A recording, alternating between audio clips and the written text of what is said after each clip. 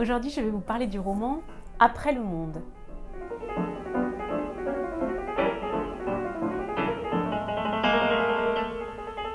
Alors, je vais faire une pause. Non, je vous dis ça parce que je crois que j'ai lu un petit peu trop de romans ou vu de séries sur le sujet et je suis en train de développer une forte anxiété.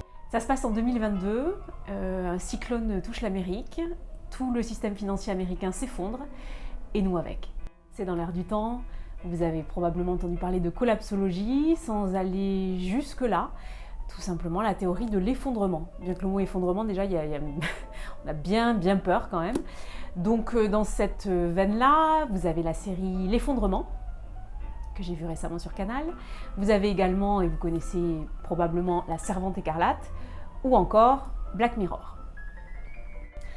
Bon, faut être assez accroché, parce que c'est un roman d'anticipation, mais très proche, puisque ça se passe donc en 2022. Et en fait, 8 ans plus tard, se créent les nouvelles sociétés et ça va jusqu'à 18 ou 20 ans plus tard. Bon, moi je crois que j'étais pas dans la bonne humeur pour le lire parce qu'en fait c'est beaucoup trop proche de nous. Donc en fait ça m'a vraiment fait peur.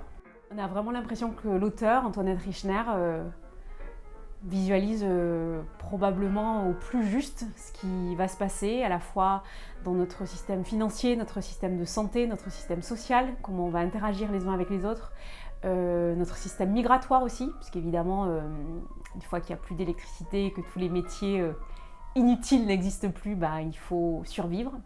C'est très bien écrit, c'est très original, c'est complètement novateur, elle invente une nouvelle langue, elle invente des nouvelles formes grammaticales, elle invente des nouvelles façons de parler.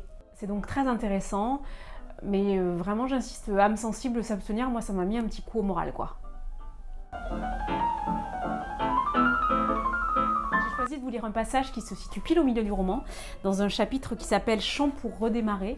Il faut savoir que chaque chapitre est découpé en chants.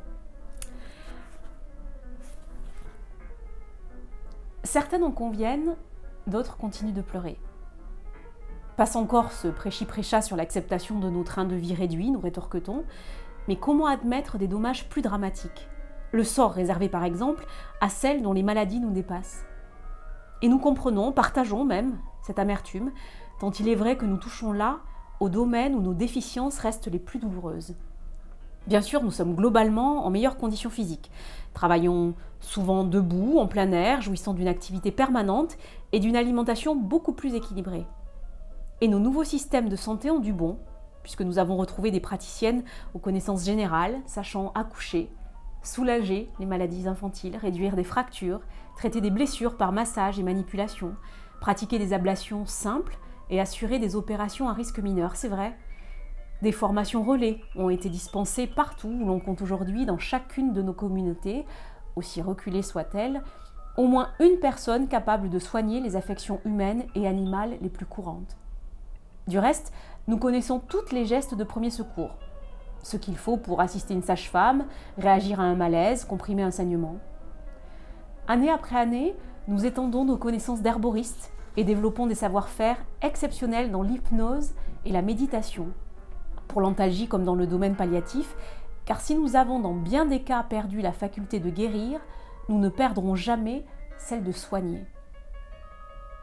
Mais nous devons l'admettre, l'effondrement de l'industrie a tout simplement révoqué les niveaux technologiques d'avant 2023, causant des pertes irremplaçables.